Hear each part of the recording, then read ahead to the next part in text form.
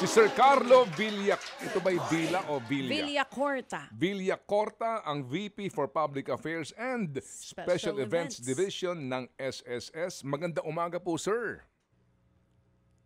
Good morning Yes po, sir. Sir Good morning Carlo. po. Lunch? Good Nasa morning. website na ba natin? Opo, Ayun, opo. oo, Sige. ayusin lang po natin. Oo, hindi tayo naririnig ni Sir Carlo Villacorta. Ito, good news. Good news naman tayo. Para mawala ang init ng ulo ng mga nakikinig kanina dun sa usapang budget and flood control issues. Dito naman po tayo sa, ang sinasabi nga sa mga balita, makasaysayan po ito dahil sa 68 years ng SSS, magkakaroon po for the very first time ng 3 taon na sunod-sunod na pension increase. Simula po yan sa paparating na September 2025 until September 2027 at mahigit 3.8 million SSS pensioners po ang makikinabang dito. Sino nga bang mga qualified dyan? Ba't nagkaroon ng ganitong increase? Lahat po ng mga kasagutan sa mga tanong natin. Andito po si Sir Carlo Villacorta. Sir Carlo, good morning. Good morning, DJ Chacha, Sir Ted. Isa pong karangalan sa akin na makarating dito sa inyong programa. Magandang umaga po sa inyo at sa inyong tagapakinig at tagapanood.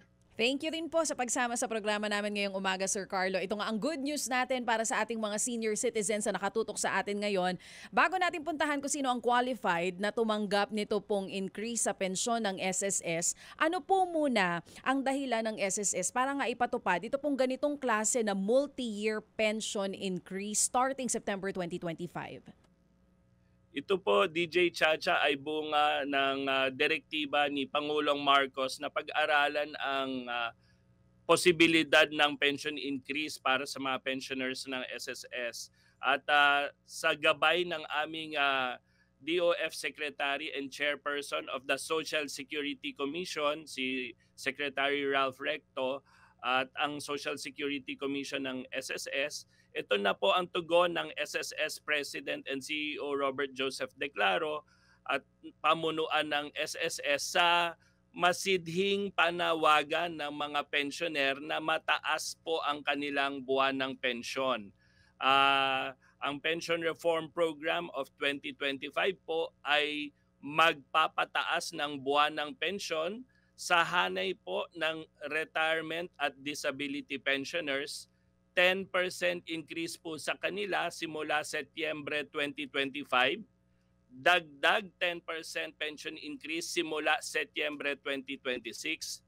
Dagdag 10% pension increase simula Setyembre 2027. Sa hanay naman po ng mga death o survivor pensioners, meron din po silang pension increase. 5% pension increase po simula Setyembre 2025. Dagdag 5% pension increase simula Setyembre 2026 at dagdag 5% pension increase simula Setyembre 2027, DJ Chacha. Yun nga, sarap pakinggan ng dagdag pensyon para po sa mga senior citizens natin. Sino po ang mga qualified tumanggap po nitong increase taon-taon na magsisimula ngayon hanggang 2027? Meron po bang mga hindi qualified? Opo, ang qualified po ay yung mga pensioner na po natin ngayon. As of August 31, 2025, kung kayo po ay pensioner na, qualified na po kayo dito, DJ Chacha. Wala po kayong gagawin kung kayo po ay pensioner na, bigla na lamang po, automatic na lamang po ninyo matatanggap ang aumento o ang dagdag sa inyong buwan ng pensyon. DJ Chacha, mas linawin ko pa, ang basihan natin ay yung tinatawag nating contingency date, DJ Chacha. So kung kailan man tayo nag-retire, kung kailan man tayo nabalda o na-disable, o kung kailan tayo namatay para naman sa mga survivor pensioners, yun po ang kwentahan natin kung eligible tayo o hindi.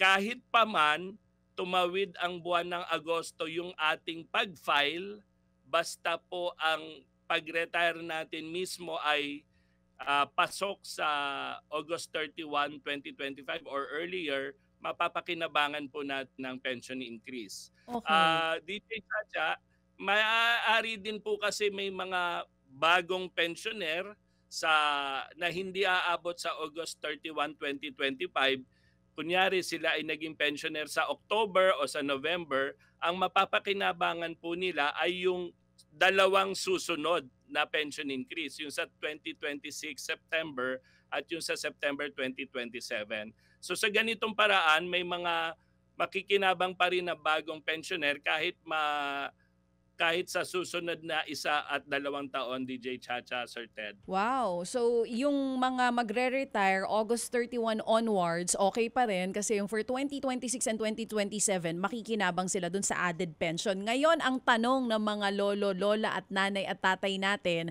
magkano po ang magiging dagdag ngayong taon sa 2026 at sa 2027? Let's say for example, kung tinatanggap po nila ngayon ay 2,200 pesos per month, magkano po ang magiging dagdag niyan come September 2025? And dun sa maximum din, bigyan natin ng example, kung 22,000 something ang tinatanggap na nito mga pensioners natin, magkano rin po ang magiging dagdag sa kanila?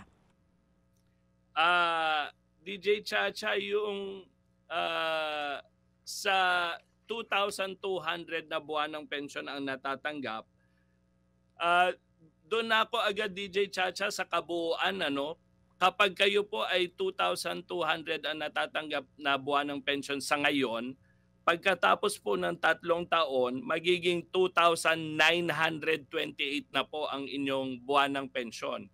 Tataas po ng 728 pesos. Yan naman po ay sa 2,200 na buwan ng pension ngayon. Sa 22,137 na pinakamataas na buwan ng pensyon na binabayad ng SSS sa kasalukuyan, pagkatapos ng 3 taon, tataas po ng 7,327 pesos ang buwan ng pensyon ng taong ito. Kaya pagkatapos ng 3 taon, 29,464 pesos na ang magiging buwan ng pensyon ng taong yon, yung tumatanggap ng pinakamalaking buwan ng pensyon. Ang kasimplehan lamang po, basta po yung buwan ng pensyon ninyo ngayon, i-times nyo po ng 10%, yun po yung magiging dagdag na buwan ng pensyon sa inyo sa hanay ng retirement at disability pensioners, DJ Chacha. Oo. At 5% naman po ang i-multiply para sa mga death o survivor pensioners, DJ Chacha. Pwede ka na mag-retire, Chacha. Gusto ko na nga rin po kung pwede na makatanggap sa edad na 45. Wow!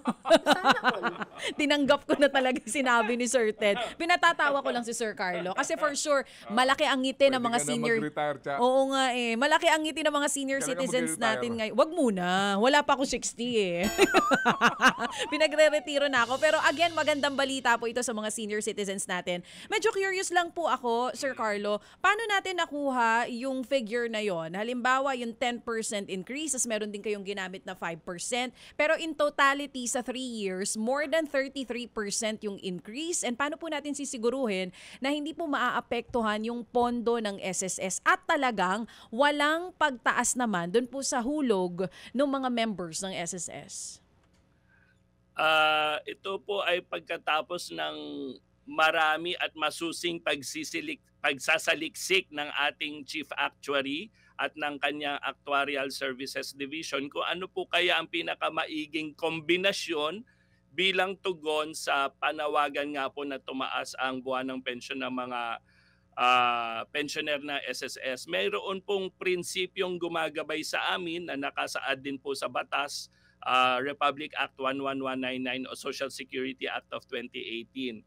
Yan po ay yung paghahanap buhay, pag-save at pag-invest para umunlad. Ibig sabihin, kapag marami ang contribution mo sa SSS, magiging mataas din po ang inyong benepisyo. Ngayon po, para sa retirement at disability pensioners, DJ Chacha, Sir Ted, yung kanilang buwan ng pensyon na natatanggap nila ngayon ay hango o base sa sarili nilang contribution record, DJ Chacha, Sir Ted. Sa banda naman ng mga death o survivor pensioners, ang kanilang buwan ng pensyon ay hango sa contribution record ng yumaong SSS member. Ganun pa man, gusto pa rin natin increasean ang buwan ng pensyon ng lahat, kaya po pati ang survivor pensioners ay tataasan natin ng buwan ng pensyon 5% po every year for the next 3 years. DJ Chacha, Sir Ted. Oo. So, kayo po ay sinisigurado ninyo sa mga miyembro ng SSS na walang magiging problema sa pondo dahil napag-aralan po itong maigi. Tama po, DJ Chacha. May kaunting tapyas po ito sa tinatawag nating fund life. From 2053 ay magiging 2049, pero mayroon na kami agad na mga ini-institute na efficiency programs, contributions collection enhancement programs para po mabawi agad ang nabawas na fund life, DJ Chacha, Sir Ted. Okay, sige. Kasi nga, di ba, kaka-aumento lang din po, right, ng ating pong contribution, di po ba, Sir Carlo? Tama po, Sir Ted. Ngayong taon, natapos na po ang kabuuan ng scheduled and prescribed contribution increases na nakasaad sa batas. So tapos na po ang contribution increases sa ilalim ng batas. Kaya po tayo ay pumorma para bigay ng Pension Reform Program of 2025, Sir Ted, DJ Chacha. Okay, sige. Sa panghuli po na lamang, Sir Carlo, proof of life. Sabi po ninyo sa mga pensioners, wala nang kinakailangan pang gawin, pero ito ho bang inyong paghingi ng proof of life, papaano po? Kasi hindi matatawaran, girl, no? Dapat malaman ng SSS na yung pensyonado ay buhay pa. Ito po lagi din ang reklamo ng iba Yung pupunta ako dito sa SSS para ipakita ko, ito po ako at buhay pa ako at kailangan ko pa ng pambili ng aking brum-brum. Yun. Opo. Paano po yun, Sir Carlo? Opo. So, ang tinutukoy niyo po, Sir Ted, ay yung annual confirmation of pensioners program natin, Sir Ted. Batid din natin, Sir Ted, DJ Chacha, yung reaksyon na aming natatanggap tungkol sa challenges para sa ilang pensioners sa pag-comply. Ito naman po ay amin pong tinitingnan kung pwede pa rin pa namin lalo pang mas padaliin ang programang ito. Sinasama na rin namin, Sir Ted, yung pagbisita namin mismo sa mga pensioner kung hindi na talaga nila kaya magpakita ng kanilang sarili sa SSS, Sir Ted. Mahalaga po yung programa yan, Sir Ted, para po matiyak na ang pagbabayad ng SSS ay tama pa rin dahil buhay pa nga ho yung pensioner, Sir Ted, DJ Chat. Pwede ba ho yung video call? Kasi yung po din usually ang hinihingi, no? Yung pensyonado, kung bedridden na po ito, para lang ho hindi na mahirapan yung pamilya. Kasi kung napakarami hong pupuntahan ng mga tauhan nyo, kung sakasakali po, kasi di po ba? Go ahead po, Sir Carlo, bilang panghuli na lang. Apo, hindi nga ho namin kaya bisitahin ng lahat. Ang video call po ay ina-explore din po namin bilang opsyon, Sir Ted. May circular po kaming gabay tungkol dito, pero kung naubusan na rin tayo ng oras, puntahan lamang po ang social media accounts ng SSS. Ang handle po namin ay MySSSPH at nandiyan po ang aming mga instructional videos bilang gabay sa ating mga members at pensioners, Sir Ted, DJ Chacha. Okay, sige po. So salamat po, Sir Carlo. Ang aming pong himpilan, ang aming pong programa ay katuwang po, kaagapay po ng SSS para po sa pagpapalaganap ng informasyon sa mga programang ginagawa ninyo para po sa kapakanan ng mga miyembro. Salamat na marami, Sir Carlo. Sir Ted, pwede pa hubang humirit? Oo naman. Nais ko lamang pong i-anunsyo din sa tulong po ninyo kung tayo'y magkatuwang po, Sir Ted, DJ Chacha. Today po ay pwede nang i-file ang calamity loan application online, Sir Ted. Baka po nabatid ninyo, nagpaunang abiso kami about 2 weeks ago na mayroon kaming ihahain na calamity loan program at ngayong araw po ay nailathala na ang circular na SSS tungkol dito 2025-006 at kung ang inyong lugar ay nasa lanta under state of calamity, makaka-apply na po ang mga kababayan natin ng calamity loan. Sir Ted, DJ Chacha, Okay. salamat po sa pahabol. Salamat po. Wala pong anuman, sir. Uulitin po namin, ang amin pong programa Timpilan ay kaagapay po ng SSS. Mabuhay po, sir. And we'll be keeping in touch sa ilang pa hong mga importanteng bagay. Salamat po. Buhay po kayo. Carlo Villacorta po, ang VP for Public Affairs and Special Events ng SSS.